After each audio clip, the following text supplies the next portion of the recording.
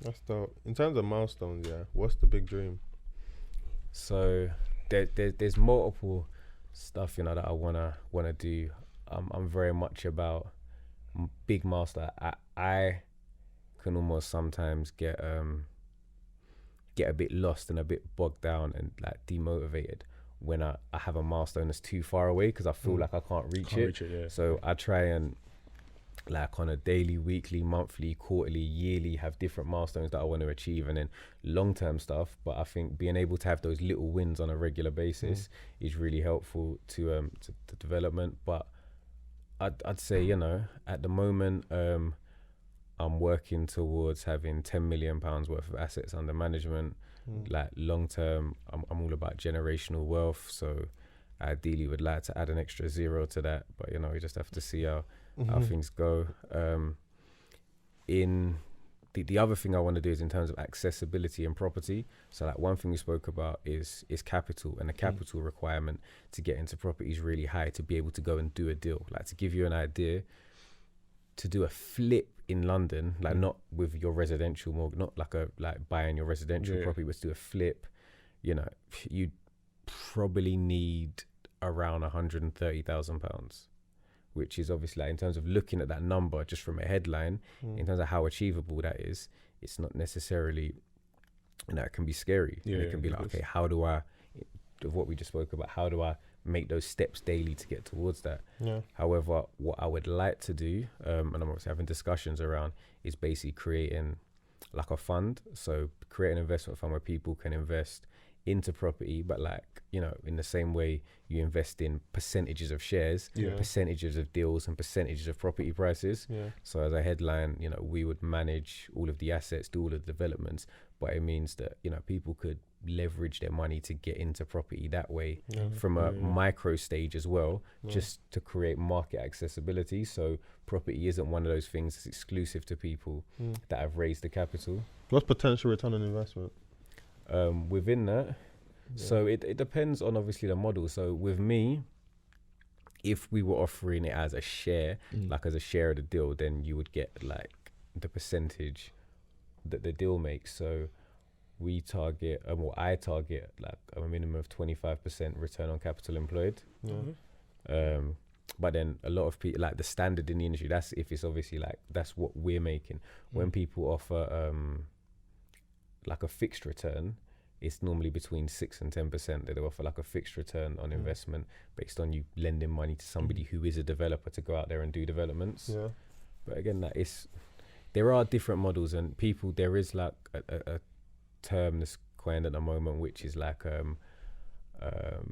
OPM, like other people's money, because as much as we spoke about capital being the main requirement, some people have loads of capital and no time and no expertise. So if you built amazing expertise by reading, by following, by doing your research, maybe you'd worked in a complementary industry, and you could justify to somebody why your expertise justifies them giving you the money. Maybe you can raise the capital at, you know, a lower amount, so that 6 to 8% from somebody who trusts in you that you're going to deliver on this project. And then you go and make your 25% return, which means you make the margin between those two numbers. So there are, you know, different ways to get into property. I personally don't pitch going to use other people's money straight away, because it's about, you know, if you are that confident that you can do it, but you don't have, it's harder to do because you don't have a track record. If like one of the reasons, you know, I'm on Instagram is for credibility. People now can, I don't have to pitch myself. People can see what I've done, for how long I've maybe been doing it. But, you know, that is a strategy as well that people use to sort of get into property. And people are obviously networking with people that are missing pieces to the puzzle. So I've got capital, you've got expertise, let's team up and do something, and vice versa. And do you have a mentor, or would you mentor someone? Now? Yes. I don't have a mentor. I don't mentor either, just because I don't feel like I have the time to dedicate to, like, you know, that at the moment.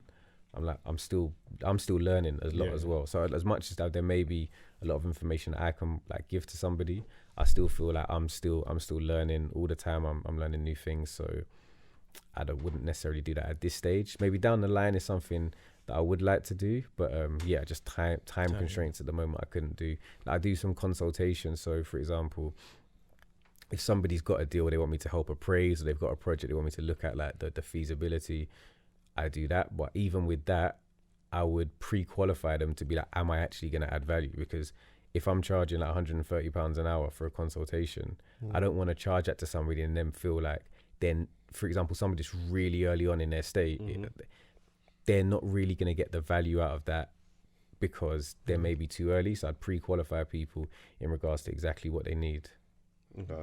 I think with most things as well, like, it just seems that networking is key, whether it's from the outset, whether it's from when you're doing your day-to-day stuff. Like, networking is key. And I always tell people this, like when I used to give talks to like young, like kids in sixth form or younger, that if there's one thing that you can leave from this talk that I've given you, is to make sure you network, and to if you're someone that isn't comfortable having conversations with people, to get comfortable with the uncomfortable, and that is the only way you're going to be able to get to where you want to get to, because there's undoubtedly going to be people who, you know, have more experience than you, and who may have the time or may not have the time to give the experience or the education. But networking is the absolute key to everything, isn't it? It is, like, you're like literally people around you give you value in it. It's just that simple. Like, there's a lot of times when if I have an idea in my head, I know 2 or 3 people I can call that help facilitate that idea. That's the beauty of networking, in it. It's just it's like having people around you, but they're tools. You know what I'm saying? Like, everyone has got something that you can get off them, and you have something to offer as well. You know what I'm saying? Just value exchange is so important, bruv. So important. Yeah, no, I was always bad at networking, but that's like why I've tried now to be more proactive with it, because like network, I think for me, networking sometimes as well, you don't even necessarily realize what you have to offer in terms of, like, from a self-confidence point of view, until you network and people are like, oh, that's good what you're doing, like, or can you help me with X, Y, and Z? And like you said, it's just building relationships with people where, you know, you can leverage their skill set, they can leverage your skill set, and you can grow together and move away from the kind of the crabs in a barrel mentality. And then just sometimes it can be like, sometimes you can get the help from somebody helping you, and sometimes you can get the personal help and personal confidence to drive yourself forward in the fact that you can help others. So I think definitely networking is a key factor in personal growth and business growth as well. How much do you know about cryptocurrency? Decent amount. Like, I know about crypto. Don't know enough to advise people, like, on a day-to-day basis of what to invest and when to invest, but it's something that you know, follow. So, like, from the minimal that you know about it, do you think there could be a time where cryptocurrency is involved with property development? Yeah, it's just a currency. Like, you know, in terms of where it sits against property, that's like a much more in-depth conversation, because that's like the conversation about where crypto sits against, like, gold valuations and, you know, dollar valuations, and because all of those, because the cryptocurrency is so big now, its impact and its price rises and falls and consumer confidence within it pulls on other areas of the market. So it's definitely gonna, you know, start to pull on the property market. But as a currency as a whole, it's like, a property is just an asset. So if somebody wants to pay you, you know, you'll take yen, you'll take dollars, as long as that, you know, it converts into the price you want for the property, you'll take crypto. Yeah, it's true. Talking about assets, are there other assets that you invested in?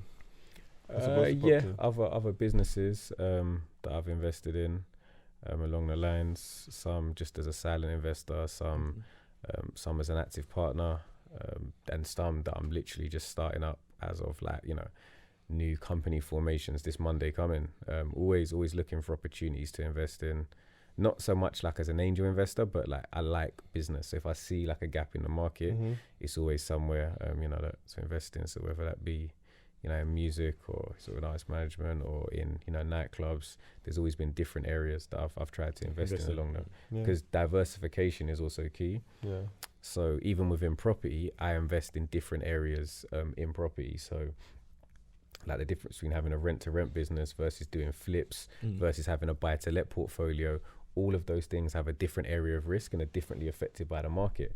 So I chose to exit my rent-to-rent business Q4 to 2020 and sold my stakes in the business. But that was somewhere that, that at its peak, we were sort of rent rolling £1 million a year through the rent-to-rent properties.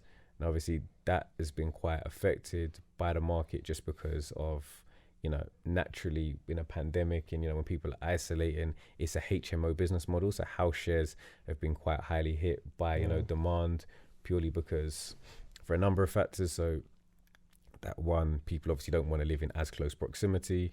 Two is that a lot of people that were staying in house shares, might be in industries that are quite highly affected. So whether that's customer service, retail, etc., hospitality, all areas that have really been affected. So demand has dipped. Then also because the short let market has basically become non-existent, like all of your Airbnbs, people have thrown those back onto the long let market. So you've got supply outstripping demand, which means prices have potentially dropped. But it's still a good business to be in, but you just have to be a bit more creative with the way in which you market, a bit more a bit more aggressive with marketing strategies as well, to make sure you fill your rooms and things like that. But when that area maybe was taking a decline, my flips, because we were still able to trade, as construction hasn't really stopped throughout the whole pandemic, that was able to prop things up. Also my buy to lets that were good investments, they were a lot of people, because they were, quite nice properties in nice areas.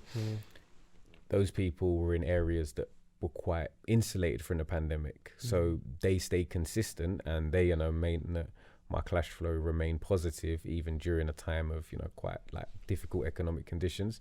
So that level of diversification, you can diversify within an industry, and you can diversify in other businesses as well.